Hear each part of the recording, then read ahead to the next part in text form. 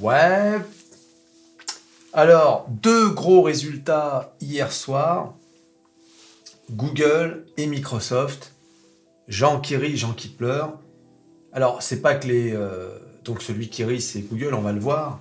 Mais c'est pas que Microsoft pleure.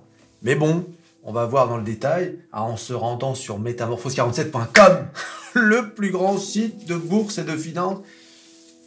Et Google, en revanche, qui cartonne.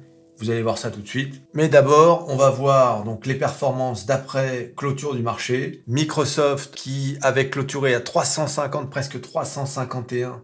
Alors souvenez-vous, hein, Microsoft a explosé son all-time high de l'année dernière pour monter à 366.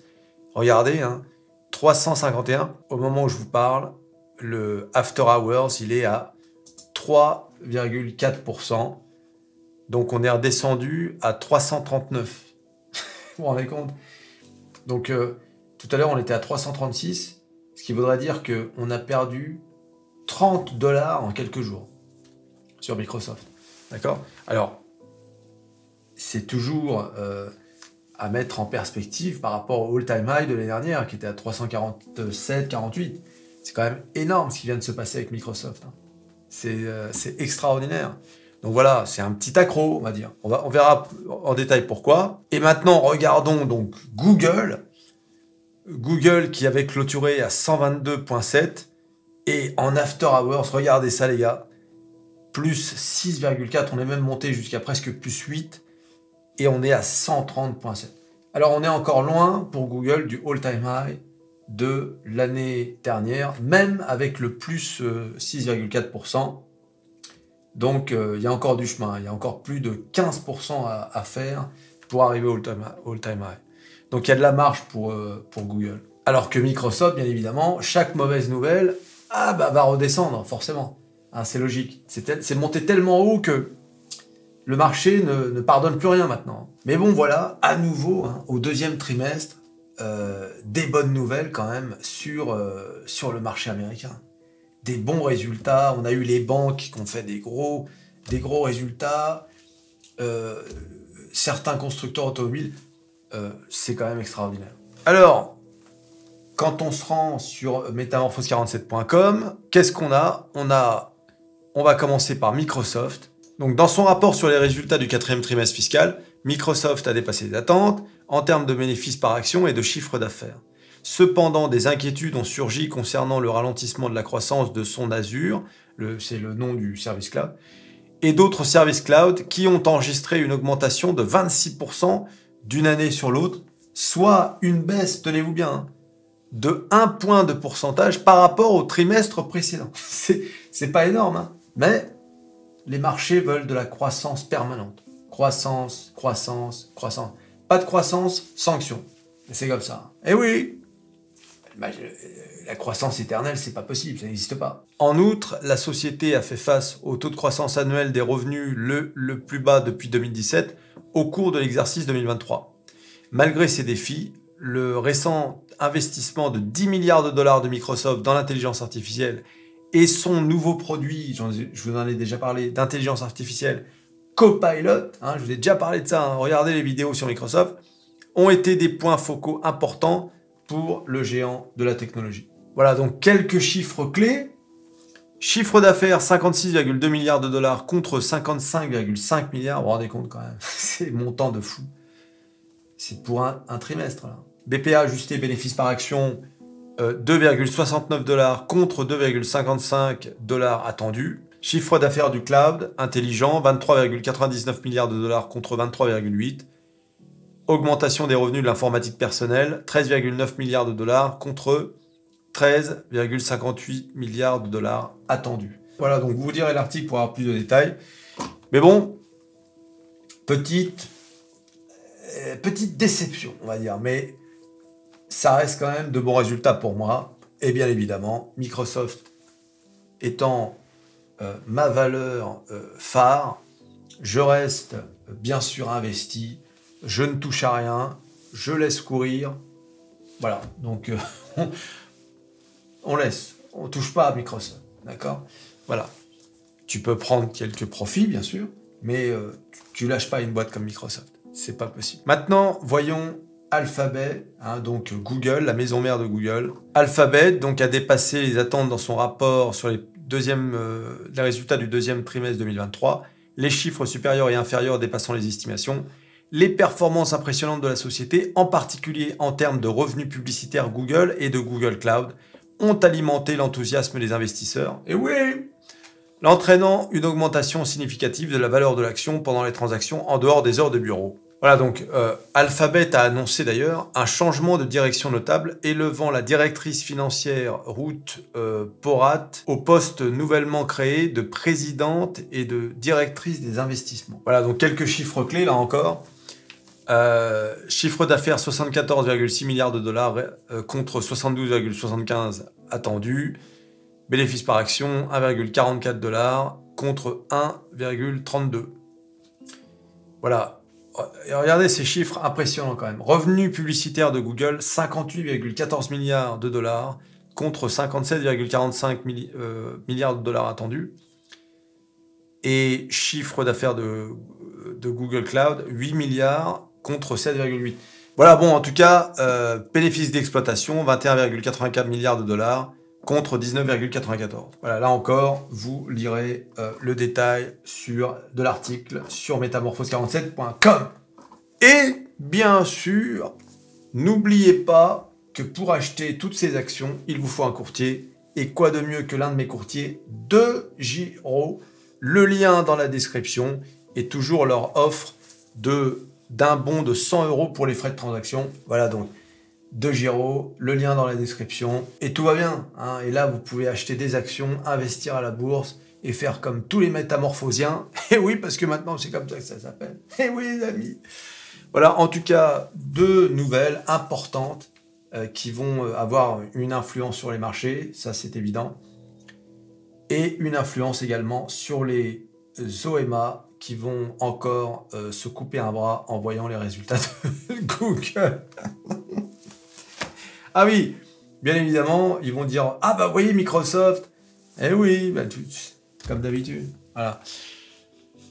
Donc en ce qui me concerne, ça ne change pas grand-chose. Juste une confirmation qu'il faut laisser courir. Voilà. Et surtout qu'il ne faut pas paniquer. Voilà. Vous vous rendez compte toutes les personnes qui ont paniqué et qui ont perdu tout leur oseille. Alors regardons les graphiques de Microsoft. Hein. Regardez. Donc là, c'est le all-time high, hein, 2022.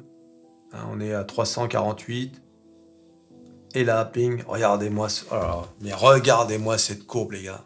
C'est quand même incroyable. C'est le sourire de Kaku, mais alors avec une grosse mâchoire d'un côté, mais ouais, bizarre là sur le côté. Vous avez vu un peu? Bing, bing, bing, bing, bing. Et là, c'est quasiment une ligne droite. Tellement... et je vous dis, hein, là, on est début janvier. Regardez, tout ça, c'est ChatGPT. Hein. C'est la hype de l'intelligence artificielle qui a amené Microsoft là. Bon, il y a aussi la reprise, etc. Mais c'est... Tout ça, c'est une sorte de FOMO de l'IA.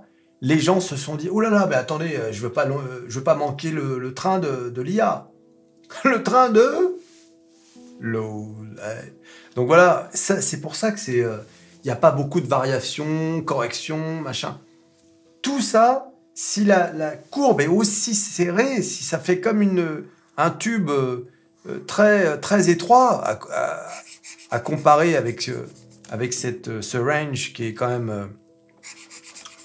enfin, ce champ baissier qui est quand même assez large, eh bien, regardez là, c'est très fin. Pourquoi? Bah parce que tout le monde a voulu monter dans le bateau. Voilà. Il y a eu très peu de corrections. Vous voyez un peu?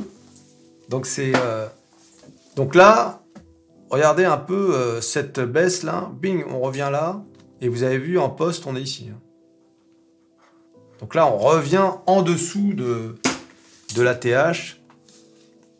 Donc c'est pas cool, mais c'est pas grave. Hein, il faut pas paniquer. Regardez, même en post-market, on est encore loin du 300 $. Hein. Franchement, c'est... Mais bon, c'est Microsoft, quoi. Qu'est-ce que tu veux faire? Laisse courir, mon grand. Laisse courir. Et oui, ami. Sauf si t'es en swing trading, bien évidemment. Là, si tu es en swing trading, j'espère que tu as pris un peu de billes à 366 $. Là, ah oui, si tu es en swing trading, que tu as pris du Microsoft à 300 et que tu n'as pas vendu à 366, excuse-moi, hein, mais tu as fait quand même 22%. Et swing trading, hein. Swing trading, tu t'attends à quoi? À du 50? Non. Bon, bah alors. Pourquoi tu discutes? Voilà, alors là, maintenant, regardez, hein, Google. Vous avez vu, hein, ça range un peu dans cette zone de résistance. Ça en est sorti, hein, on est quand même sorti vachement haut. Hein. 129. Là, on revient dans cette zone hein, de résistance. On en est un peu ressorti là. Et là, manifestement, selon donc le marché aftermarket, on va revenir à 130. Voilà. Mais même si je pars de l'aftermarket à 130, il nous reste quand même 16,7% avant d'arriver au all-time high de 2022 qui se situe à 152,36. On va y aller, hein. C'est pas le problème. On va y aller, hein. C'est sûr même. D'accord? Donc, il n'y a pas de souci. D'ailleurs, il y a un billet. Hein. Il y a un billet à faire, là. Hein. Et attends, si on ouvre demain... Enfin, aujourd'hui, si on ouvre à 130, là, il y a un billet. Hein. 16,8%. Et oui. Combien de fois j'ai fait des vidéos où j'ai dit, il y a un billet à faire. Là, il y a un billet. Là, il y a un billet. Que ce soit sur l'euro-dollar ou les actions, là, il y a un billet, là, un billet. Et combien de fois ça s'est avéré? Oui, effectivement, il y avait un billet à faire.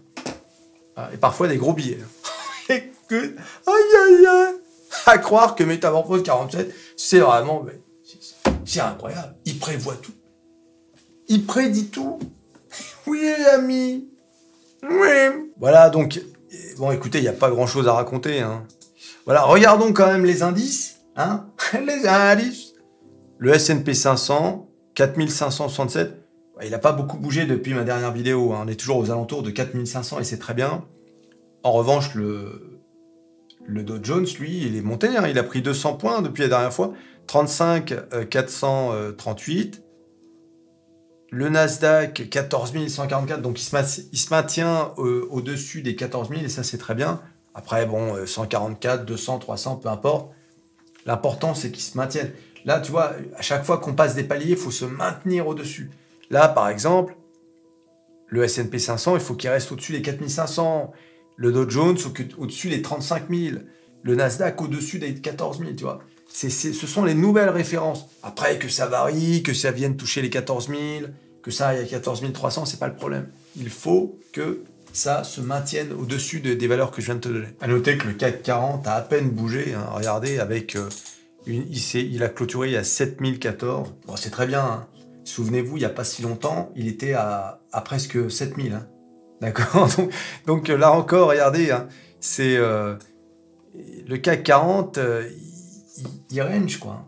Mais je vous ai dit, hein, le marché est acheteur, l'année 2023 est l'année de l'oseille, et on ne veut pas vendre le marché. D'accord? Sinon, le marché pourrait, avec les mauvaises nouvelles de la Chine, on pourrait s'attendre à ce que le marché français, notamment, qui est soutenu par le luxe, s'effondre. Mais non. Donc le marché est acheteur. Mais c'est normal, je veux dire, on a vécu une année 2022 catastrophique. Pourquoi on vendrait? Pourquoi on vendrait? Au contraire, on veut mettre notre oseille sur le marché. Et oui. Moi, de plus en plus de gens me disent, ah tiens, la bourse là, comment faire? Comment faire? Déjà, il faut s'abonner à Métamorphose 47, hein, déjà pour commencer. Tu vois?